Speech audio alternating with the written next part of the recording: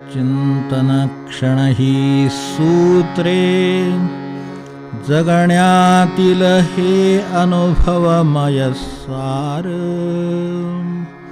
श्रवण करूयाता सूत्रांचा हा सुबोध विस्तार. गेल्या वेळेला आपण सध्याच्या मनाचं सगळं ऐकत जाण्यात देहाच्या दास्यत्वाचा धोका आहे असं म्हटलं. सध्याचं मन म्हणजे आपलं जे संस्काराने तयार झालेलं मन आहे ते. एवढं एक फक्त मुद्दा जाता शेवटी राहिला होता. ते आपल्याबरोबरच्या माणसांच्या मुळे तयार झालेलं आहे, आपल्या पूर्वीच्या क्रमामुळे तयार झालेलं आहे. तर हे लक्षात ठेवलं म्हणजे सध्याच्या मनाचं का ऐकू नये ते कळतं.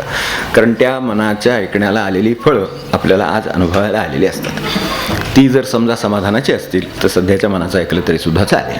एवढा खुलासा फक्त त्यातला करायचा राहिला तर ते अनुभव आपला तसं सांगत नाही.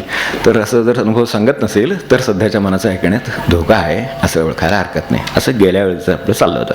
तिथून पुढं मला समजतं त्याच्या पलीकडे ज्ञान आहे असं ज्याला वाटतं तो श्रद्धावान.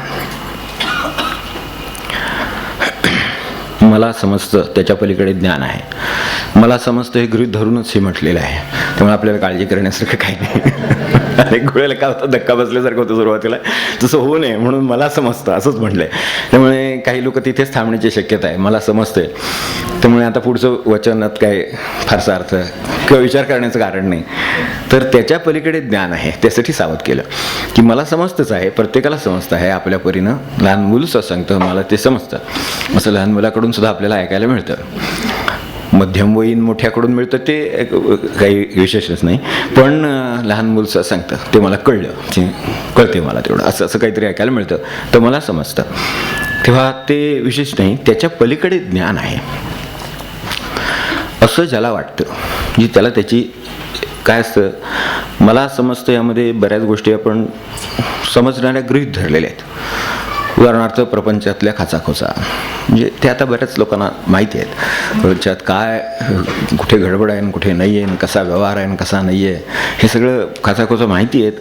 नोकऱ्या केलेल्या आहेत त्यामुळे त्यातले बारकावे माहिती आहेत. काम घ्यायचं माहिती आहे, टाळायचं माहिती आहे, अंगाला लावून घ्यायचं नाही माहिती आहे, कसं कसं ढकललं जातं अंगावर ते पण माहिती आहे. सगळे प्रकार माहिती आहेत. त्यामुळे तसे आपल्याला नोकरीतले बारकावे माहिती आहेत. तांत्रिक कामं वगैरे तर काही बोलायचं कामच नाही. अगदी काय विटा वाळू दगड माती सिमेंट काय गवंडी कामापासून ते अगदी संगणक काय आपण समजत असाल तिथपर्यंत सगळ्या प्रकारचं तंत्रज्ञान याचा अनुभव आपल्याला आहेत. त्याला आपण सगळं मिळून थोडक्यात मला समजतं असं समजतो.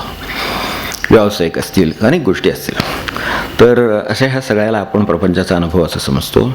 तेव्हा या सगळ्यामध्ये प्रपंचाचा अनुभव हा राजा अनुभव असं मी समजतो सगळ्यात. तर तो जो राजा अनुभव आहे तो प्रत्येकाला आहे. त्याला काही प्रपंच म्हणजे लग्न मुलं बाळ असंच लागतो असं नाही. तर ज्याला 5 माणसं लागतात त्याला प्रपंच लागतो. त्यामुळे तेवढा अनुभव प्रत्येकाला आहे. खेळायला सुद्धा ते पार्टन लागतात तिथे. त्यावरनं आपल्याला कळेल की प्रपंचाचं स्वरूप काय आहे. ते सुद्धा खेळायचं असलं तरी 4 मुलं असली तर खेळता येतं. तर अशा स्वरूपाचे हे साधं खेळ आहे बाहेरचा आपल्या चौकात किंवा काय तो बागेतला तरी त्याला सुद्धा ते लागतं. त्याचाच अर्थ प्रपंचाचा अनुभव. म्हणून प्रपंचाचा अनुभव हा सगळ्यात अनुभवांचा राजा असं म्हणलं जातं. लहान मुलं जरी इथे खेळायला लागली तरी सुद्धा त्यांच्याबरोबर त्यांना तो खेळगडी त्यांचा सवंगडी लागतो. हे बरोबर आहे, त्याबद्दल आपल्याला काय म्हणायचं नाही. तो पण त्यामुळे समज असा होतो की प्रपंचाचा अनुभव जो राजा तर तो आपल्याला साधला म्हणजे समजलेला आहे. आणि त्यामुळे त्याची आपल्याला हळूहळू शंका येण्याऐवजी खात्री वाटायला लागते. ह्यात धोका असतो. आपल्याला कळायला लागलं आहे अशा तऱ्हेची खात्री वाटत जाते हळूहळू. आपण ते साजरे नाही का करीत वाढदिवस वगैरे लग्नाचा 25वा मग दर 5 वर्षांनी करतो कारण पुढं खात्री वाटत नाही त्यामुळे असेल कदाचित.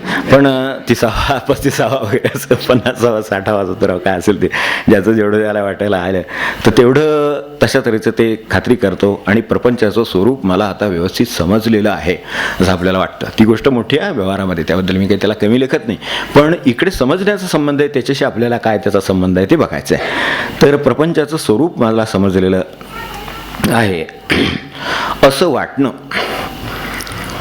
मला समजतं त्याच्या पलीकडे ज्ञान आहे असं ज्याला वाटतं, ते वाटण्याची संबंध आहे. ते समजतं असं ज्याला वाटतं ते समजलेलं असतंच असं म्हणता येत नाही. अशा अनेक गोष्टी असतात. आपल्याला परीक्षेला जाताना सुद्धा आपल्याला सगळं समजलेलं आहे असं वाटतं की नाही, मग नंतर आपल्या कार्डावर येतं त्यावेळेला किती समजले ते कळतं की नाही.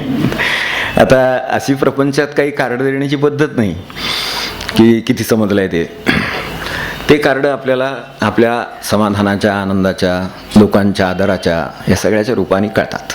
ती कार्ड देण्याची सोय आहे. इथं कसं लगेच कळतंच, पण जाताना असं इकडे वाटतं की झालं आपल्याला विषय व्यवस्थित कळलेला आहे, सगळे रिव्हिजन झालेली आहे, सगळं उत्तम अपासून ज्ञापर्यंत सगळं आपले उजळणी झालेली आहे, सगळं कळलं आहे आणि त्यामुळे आता फक्त पेपर हातात पडायचा अवकाश की झालं सगळं आपण संपवलं म्हणून समजा. तर असं समजलं असं वाटणं आणि प्रत्यक्ष समजणं यामध्ये जो फरक आहे तो कार्डावर जसा कळतो तसा प्रपंचामध्ये दुसऱ्या माणसांच्या प्रतिक्रियावर कळतो, त्यांच्या आधारावर कळतो, त्यांना आपल्याला जमेत धरण्यावर न धरण्यावर कळतो. त्या ते म्हणतात की एकमेकांच्या त्यांनाही विचारलं तर चालतं असं ह्याच्यावरनं कळतं. म्हणजे ह्याच्यावरनं साधारण आपल्याला कळतं की आपल्याला प्रपंचात जर कळत असतं तर त्यांच्याशिवाय चालणार नाही असं वाटलं असतं. पण तसं ते वाटत नाही. याचाच अर्थ ते समजतं असं आपल्याला वाटतं पण त्यांना वाटत नाही. तर हा जो फरक आहे तो लक्षात यावा. आणि कळतं असं वाटतं तर प्रत्येकालाच वाटतं. वाटणं आणि असणं यामधला फरक आहे आपल्या दृष्टीनं, तो लक्षात घ्यायचा आहे. ते आपले ते ह्या माईक घेऊन वगैरे असं ते नाही फिरत वगैरे, ते काही कुठेही काय झालं की ते घेऊन विचारतात लोकशाहीबद्दल आपलं काय मत आहे वगैरे. त्यांनी लोकशाही ऐकलं त्यामुळे त्यांनी सांगितलं दर 3 वर्षांनी 5 वर्षांनी त्याला फळं येतात, त्यातनं एक शाही येते, ती बोटावर उमटवतात. जाऊ द्या. अशा तऱ्हेचं समजण्याचे प्रकार काय असतील काही सांगता येत नाही. ते विचारायला दर 3-5 वर्षांनी 7 वर्षांनी म्हणजे 8 साली ते खडवं निडवं असतं ना तसं त्याला फळं येतात असं सांगितलं. अस्खलितपणे हे सांगितलं त्यांनी. लोकशाही म्हणजे काय म्हणून सांगितल्यावर ते असं एक पीक आहे आणि त्याला असे 8 साली येतात आणि 3-5-7 वर्षांनी अशी येतात, खडवं निडव्यासारखी त्याला हे असतात आणि त्याची शाई होते ती लावली जाते. आणि असं म्हणजे ते घेऊन फिरतात ना माईक वगैरे कुठे पण कोणाला पण प्रश्न विचारला जातो, कोणाला तरीच विचारायचा असतो. हेच खरं महत्त्वाचं असतं.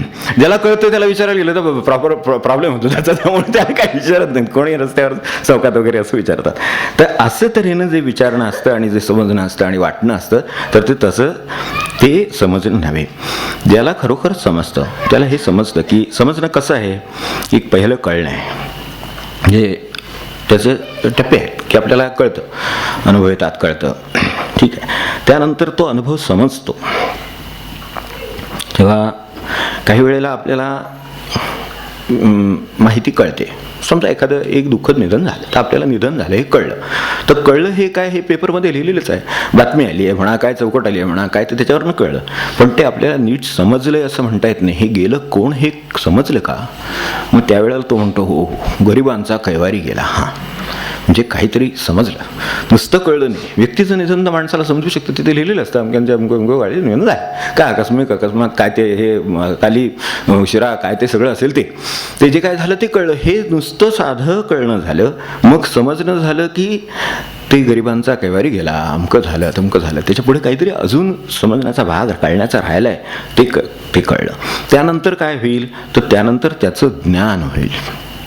त्याच्या पलीकडे ज्ञान आहे असं आहे ना.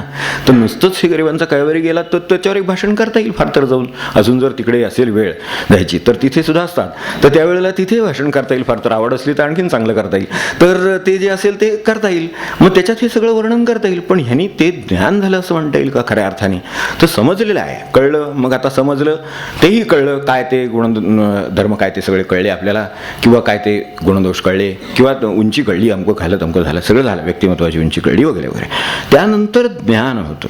तेव्हा कळणं समजणं ह्याच्यानंतर ज्ञान आहे आणि मग पलीकडे ज्ञान आहे हा नंतरचा प्रश्न आहे. तर ज्ञान आहे त्याच्यामध्ये काय कळलं तर त्याच्यामध्ये ती चळवळ होती. समजा गरिबांचा कैवारी गेला, काय गरिबांसाठी चळवळ चालली होती, त्या चळवळीचा कैवारी गेला. आता माझ्यावर उत्तरदायित्व काय हे ज्ञान. एक मृत्यू ही साधीशी घटना घेतली फक्त साधीशी घटना आहे, नेहमीची आहे, घडणारी आहे, अनेक बाबतीत घडते.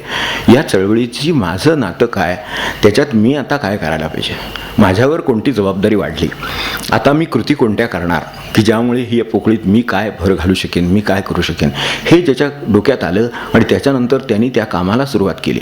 हे असं कुठल्याही क्षेत्रामध्ये घडू शकतं. हे एखादं मी चळवळीचं उदाहरण देऊन एवढ्यासाठी सांगितलं की तिथे आपल्याला सर्वसाधारणपणे हे परिचित विषय आहे का, तर तिथे काहीतरी पोकळी निर्माण होणार, त्या ठिकाणी सांगितलेलं त्यांनी काम असेल, त्यांना अपेक्षा असतील, तर त्या अपेक्षा पुऱ्या करायला आत्तापर्यंत ते आहेत तोपर्यंत मी काही काळजी करायचं कारण नाही असं वाटत, तसं नाही आता चालणार. आता मला माझं काम अधिक जबाबदारीनं करावं लागेल हे कळलं, त्याला त्या मृत्यू या विषयाचं ज्ञान झालं असं म्हणता येईल. ते जे काही घटना घडली होती ती घटनाच होती नुसती फक्त. आता त्या घटना पहिल्यांदा कळली, ती समजली, तिचं यथार्थ लक्षात आलं आणि आता खरं ज्ञान झालं की आता माझं उत्तरदायित्व काम वाढलं. म्हणजे हे खरं म्हणजे असं संतांच्या बाबतीत होईल, असं कोणाच्या माणसाच्या बाबतीत होईल, एखाद्या थोर व्यक्तीच्या बाबतीत होईल, एखाद्या चळवळीच्या माणसाच्या बाबतीत होईल, कुठेही होईल. पण तिथे त्याला उत्तरदायित्व कळून तो एक पाऊल जात होता, तो आता 4-4 पावलं पुढे जर त्याच्या ध्येयाच्या दिशेने जायला लागला तर त्याला त्याचं ज्ञान झालं असं म्हणता येईल. आणि मग ते कृतीत येईल तेव्हा ते खरं ज्ञान या स्वरूपात परिवर्तन झालं. मग आता कृती आली, 4 पावलं पुढे जायला लागला, एकच पावलं चालत होता तो आता 4 पावलं जायला लागणार. हे आपण जसं म्हणतो महाराज गेले, बरोबर आहे, महाराज गेले ते देहाने गेले, आता माझं काम आहे की ते सर्वत्र आहेत अशा भावनेनं मी राहीन. म्हणजे एक मृत्यू ह्या गोष्टीचं भान आता काय आलं बघा. आता हे भान असं आहे की आता ते तिथेच नाहीत, आता ते इथे पण आहेत, आता ते बाहेर पण आहेत, आता जो शत्रू आहेत त्याच्यात पण आहेत, जो मला मित्रासारखं वाटतो त्याच्यात पण आहेत. हे सगळं भान आलं की आता ते कळायला लागलं असं म्हणायचं. म्हणजे खऱ्या अर्थाने म्हणजे ज्याला आपण समजतं असं म्हटलं साधा पहिल्यांदा शब्द, त्याच्या पलीकडे ज्ञान आहे. आता हे जे मला कळलं यात त्यांचं सगळं कळलं व्यक्तित्व असं म्हणता येईल का, नाही. पुन्हा काहीतरी शिल्लक राहतं, अत्यतिष्ठत दशांगुलम, की पुन्हा काहीतरी शिल्लक राहिलेलं आहे. आपल्याला जे कळतं आहे त्याच्या साह्याने आपण सगळं जगात व्यवहार करतो, पण त्याच्या पलीकडे ज्ञान शिल्लक राहतं, याचं ज्याला भान येतं तो श्रद्धावान मनुष्य आहे. मला कळतं त्याच्यावरच व्यवहार करणार, हे बरोबर आहे, पण कळण्यात सातत्याने भर घालीत राहणार. आणि न कळलेल्यावर माझी काहीतरी एक प्रकारची खात्री आहे की अजून काहीतरी भाग कळायचा आहे, तो मला प्रयत्नाने कळू शकतो, तो देण्याची व्यवस्था आहे, कळून देण्याची व्यवस्था आहे. तिची पद्धत वेगळी असेल, ते प्रपंचाचं ज्ञान असेल, त्यात जसं एका परमार्थाच्या किंवा एका भगवंताच्या ज्ञानामध्ये प्रपंच आणि ह्या सगळ्या आपला व्यवहार याची ज्ञानं त्याच्या पोटात येऊन जातात. तर तसे हे ह्या एक काहीतरी मोठं ज्ञान म्हणून आहे, त्याच्यामधलं काही मला सापडलं आहे. माझ्या प्रपंचापुरता माझा अनुभव जसा मला सापडला तो मला कळला समजा असं गृहीत धरू, पण त्याच्या पलीकडे काहीतरी आहे ना.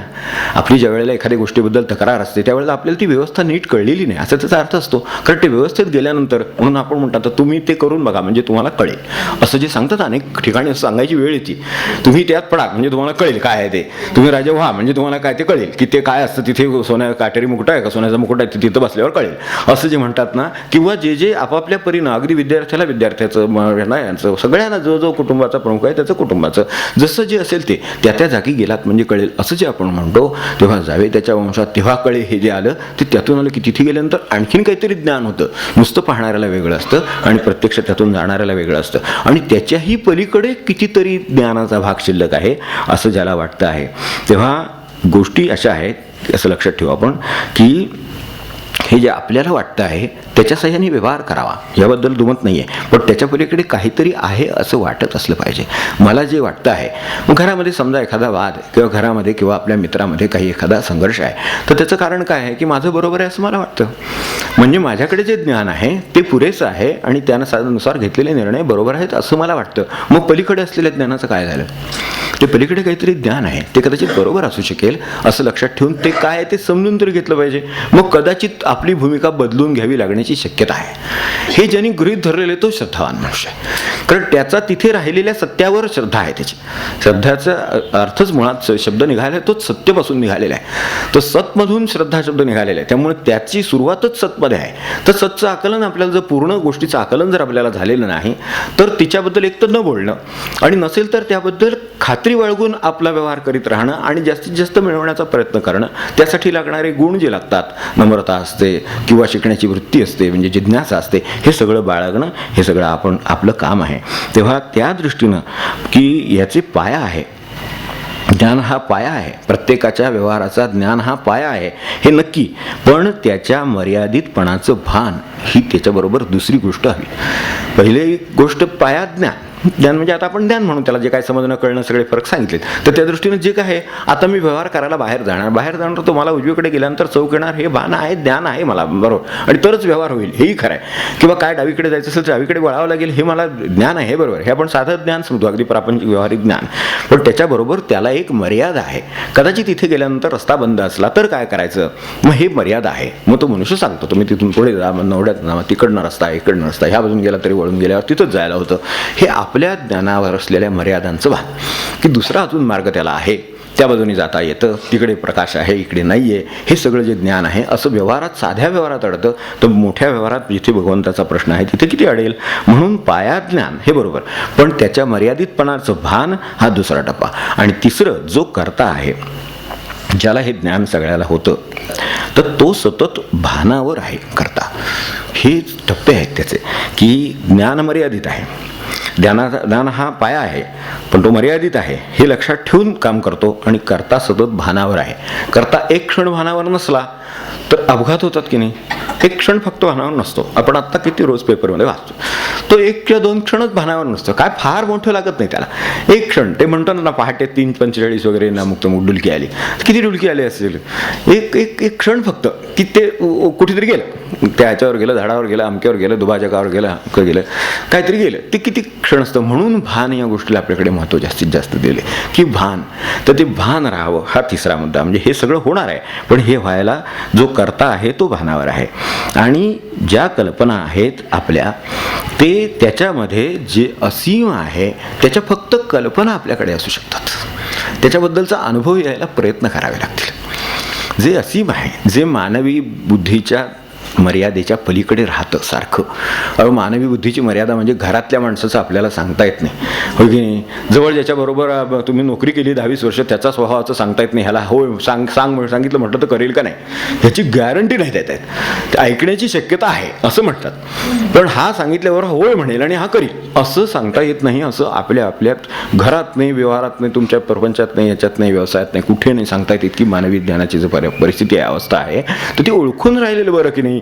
म्हणून जे असीम आहे, जो भगवंत आहे, जे आकाश आहे, आकाशाचं काय ज्ञान देणार आपण एकमेकांना सांगणार, तर त्याची भान ठेवून असणं, म्हणजे त्याच्या ज्या कल्पना आहेत, त्याच्याविषयी ज्या कल्पना आहेत त्या शिकून घेत असणं. हळूहळू त्याचं ज्ञान का होईना कधीतरी आपल्याला होईल. काय असतं, एक आरसा आहे आणि एक माणूस आहे. आरशाचं पूर्णपणाने ज्ञान झालं तरी चालतं, कारण आरशाचं ज्या वेळेला तुम्हाला स्वच्छ ज्ञान होतं त्यावेळेस स्वतःचंच स्वच्छ ज्ञान होतं. ह्यातलं कुठलंही एक चालतं. एकाला गुरु म्हणतात, एकाला व्यक्ती म्हणतात. तो व्यक्ती परमेश्वर, व्यक्ती गुरु, काही घ्या. जे गुरु आहे तो स्वच्छ पुसलेला आरसा असतो. त्याच्यात काय दिसतं, आरशात वास्तविक आरसा कधीच दिसत नाही. आरसा हे भान असू शकतं तुम्हाला, पण आरशामध्ये जे दिसतं ते स्वतःचंच प्रतिबिंब दिसतं. म्हणून साधना करायला लागल्यावर अवगुणांची पहिल्यांदा जाणीव होते.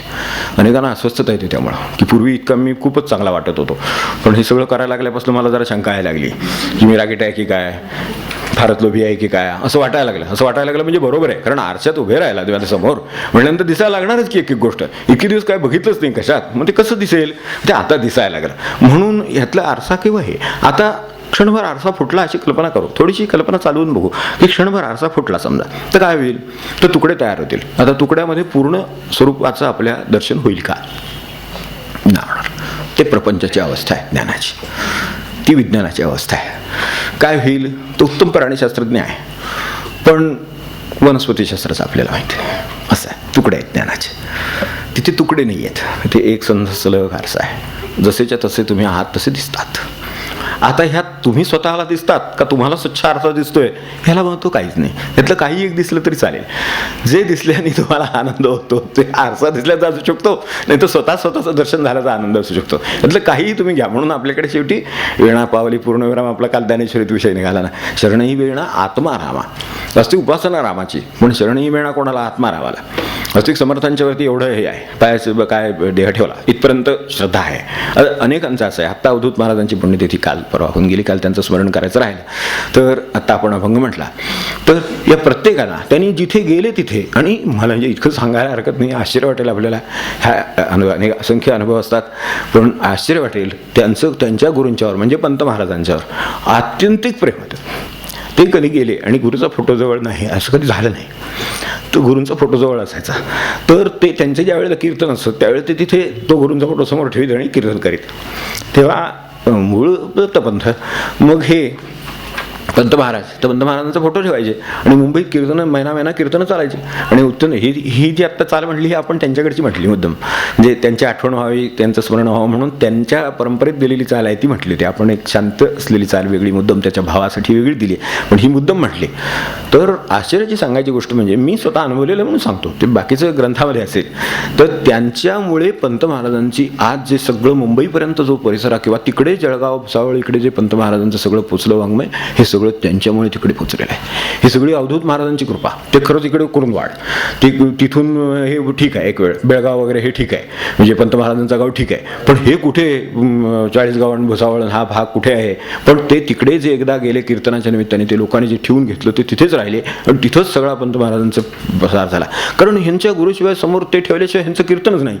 त्यामुळे तिथे सुद्धा पंतांचीच मठी आहे ती आज, तर तिथे अवधूत महाराजांची मठी आहे. तर त्यांचं आपण इथे विवेचनासाठी आपण अभंग घेतला होता, आपल्याला आठवत असेल तर. तो अभंग घेऊन जायच्या वेळेला म्हणजे काय कमाल असेल कोणा ठोक मला आठवत नाही.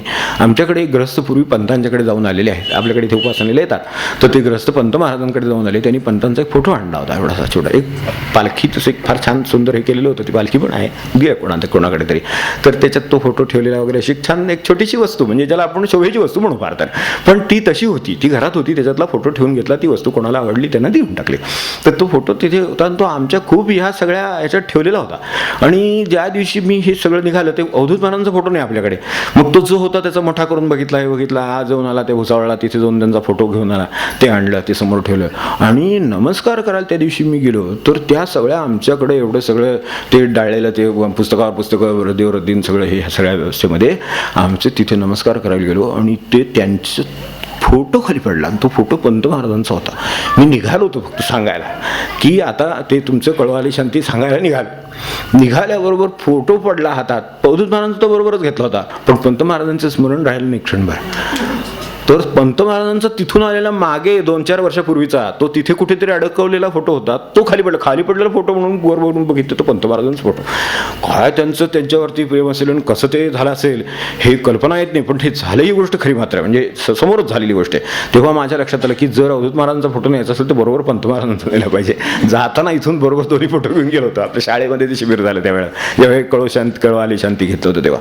तर इतकं हे आहे, मला सांगा, हे सगळं हे संपूर्णाचं ज्ञान आहे. त्यामुळे त्याच्यामध्ये कुठे ते अपूर्ण राहू देत नाही, ते एवढीशी सुद्धा त्याच्यात अपूर्णता राहू देत नाही. तुम्हाला जे काय करायचं आहे ते जर पूर्णाचं असेल तर त्यात अपूर्णता राहून देत नाही. आणि प्रपंचाचं ज्ञान आहे ते तुकडे करू नये, ते सगळे विभागू नये. त्यामुळे आपलं प्रतिबिंब तुम्ही तुकडे झालेल्या एखाद्या आरशामध्ये पहा की काय अवस्था असते, आणि तेच तुम्ही पूर्ण आरशामध्ये गुरुच्या पहा कसं असतं. तर ह्याच्यामध्ये आपल्याला काय फरक अनुभवामध्ये आहे ते लक्षात येईल. आणि म्हणून हे तुकडे एकत्र करून परमेश्वराचं ज्ञान तयार होत नाही आणि होण्याची शक्यता नाही. हे ज्याला समजतं, म्हणजे मला जे तुकड्यांचं ज्ञान आहे त्यातून पूर्ण आरशाचं किंवा पूर्ण स्वरूपाचं ज्ञान होण्याची शक्यता नाही, हे ज्याला समजतं तो श्रद्धावान. असं शेवटी जे म्हटलंय ते तेवढ्यासाठी आहे. तेव्हा जीवन, त्याचा हेतू, नंतर त्याचा अर्थ, स्वरूप, कृती, किती शब्द सांगू आपल्याला, हे सगळं जीवनाचा आपल्याला अर्थ, त्यानंतर त्याचा हेतू काय. मला सांगा, लहान मुलं जरी असली तरी मी कशासाठी जगतो याचं त्यांना काहीतरी उत्तर देता आलं पाहिजे. हेतू म्हणून काहीतरी प्रत्येक गोष्टीचं तुम्हाला उत्तर देता आलं पाहिजे. मला हेतू काय करण्याचा, हेतूला खूप महत्त्व आहे. त्या दृष्टीने हेतू, कारण हेतू जीवनाला राहिला नाही की ध्येय संपलं की संपलं. माणसाच्या जीवनामध्ये ध्येय नाही, अनेकांचं ध्येय 50-70 गाठली तरी ठरलेलं नसतं. ही मोठी शोकांतिका असं महाराज म्हणाले. आपल्याला आधार पाहिजे ना, महाराजांचा आधार आहे की ध्येयहीनता हे सगळ्यात मोठा दोष आहे. म्हणले ठीक आहे, ध्येय चुकलं असेल तर दुरुस्त करता येईल, पण ध्येयच नसेल तर जाईल कुठे? वाट फुटेल तिकडे जाईल, आणि वाट फुटेल तिकडे जातात. आता बघतोच आपण, वाट फुटेल तिकडे जातात. याचं कारण हे की मुळात ध्येय नक्की नाहीये आणि ते शुद्ध नाहीये, बरोबर नाहीये. तर ते बरोबर बरोबर व्हावं म्हणून हे सगळे संत सत्पुरुष तडपडतात.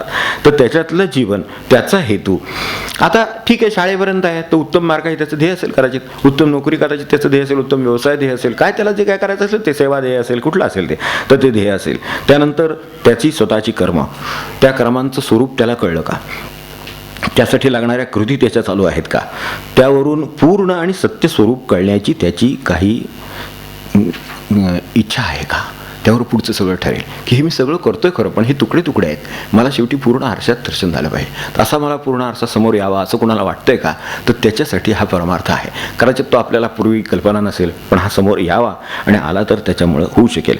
तर याच्यासाठी जी जन्मजात आपल्याला सत्य स्वरूपाचं ज्ञान होऊ शकतं, याची जी जन्मजात सात्विक ओढ आहे आणि पुरी होण्याची जी कृतिशील खात्री आहे तिला श्रद्धा म्हणतात. श्रद्धा म्हणजे काय, हा पुन्हा सांगायचा प्रश्न राहतो. आपलं पूर्ण आणि सत्य स्वरूप कळण्याची, पूर्ण आणि सत्य असं स्वरूप कळण्याची जी जन्मजात सात्विक ओढ माणसाला आहे, श्रद्धामयोयम पुरुषः. अश्रद्ध मनुष्य या अर्थाने नाही, श्रद्धावानच आहे, थोडं झाकोळले, मग एखाद्या वेळेला सूर्याच्या आत ढग जरी आला तरी दिसत नाहीसं होतं, तसं माणसाची अवस्था झाली, हीच सोडा. पण मूळ तो काय आहे, तर श्रद्धावान आहे.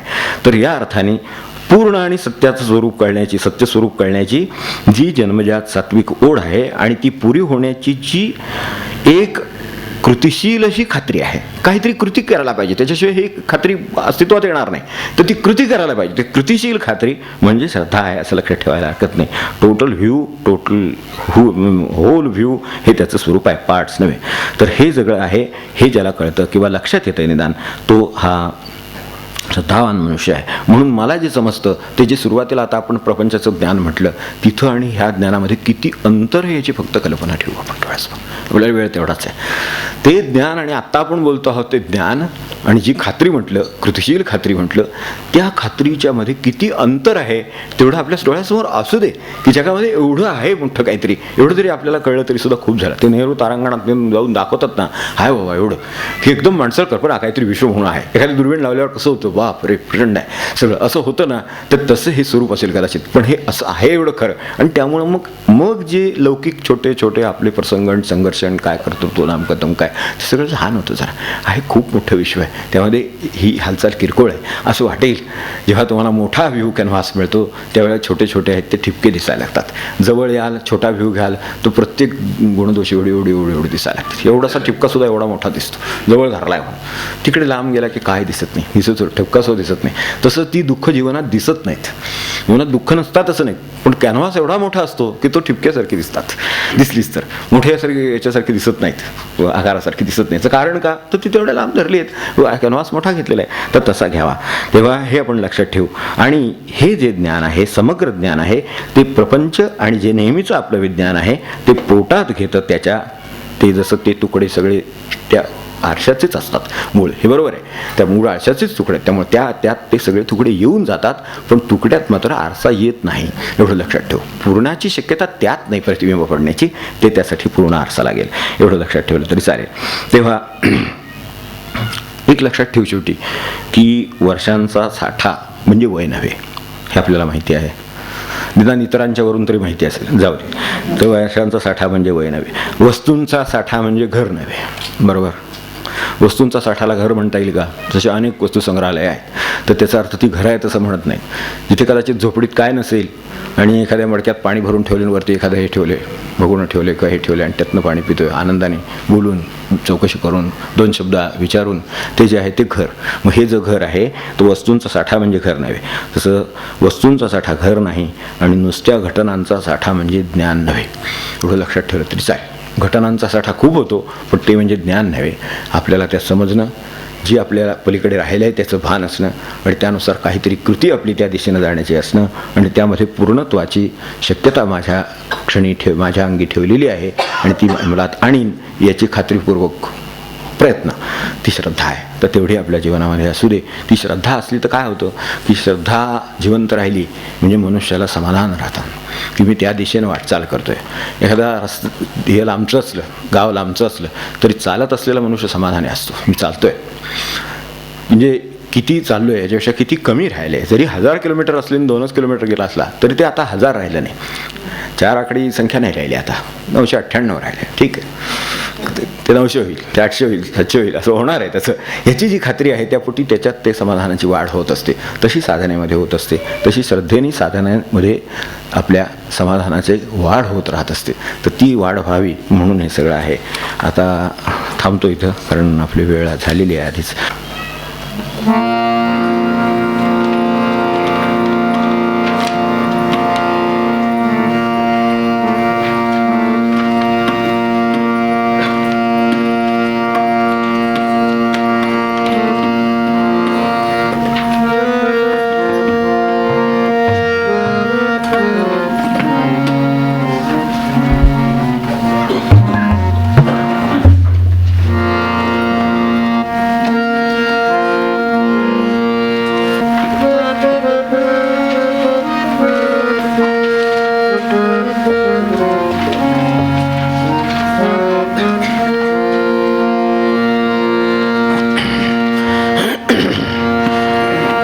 तेण्याची काया उद्धरेन, तेण्याची काया उद्धरेन, उद्धरेन सदा संत छाया देई देवराय, सदा संत छाया देई देवराया. तेण्याची काया उद्धरेन, तेण्याची काया उद्धरेन, उद्धरेन सदा संत छाया देई देवराया, सदा संत छाया देई देवराया. उद्धरेन त्यांनी केल्यावरी कृपा, उद्धरेन त्यांनी केल्यावरी कृपा. हाची मार्ग सोपा दिसत से, हाची मार्ग सोपा दिसत से, दिसत से सदा संत छाया देई देवराय, सदा संत छाया देई देवराया. दिसत से साधन कर्मयोग ज्ञान, दिसत से साधन कर्मयोग ज्ञान.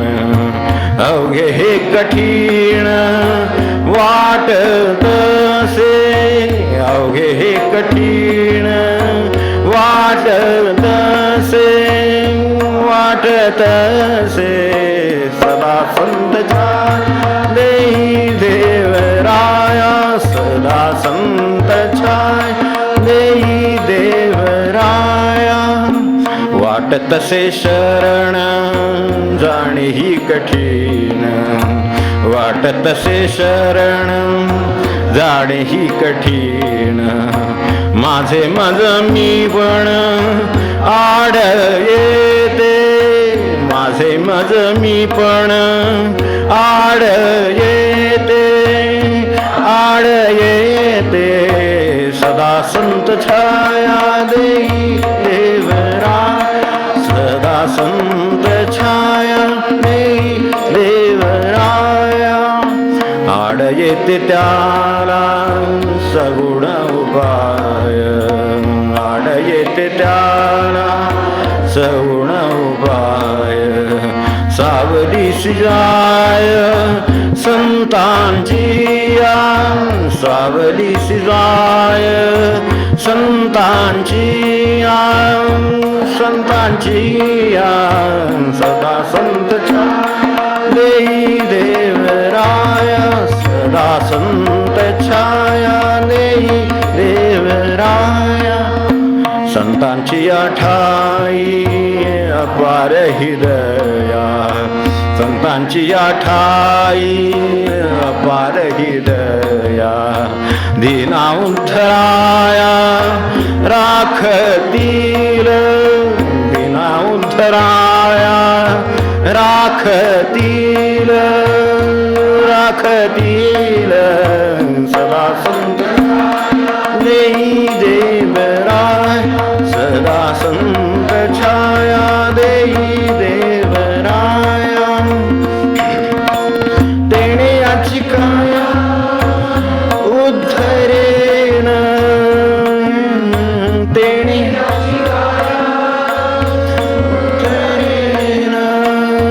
उद्धरेन सदा संत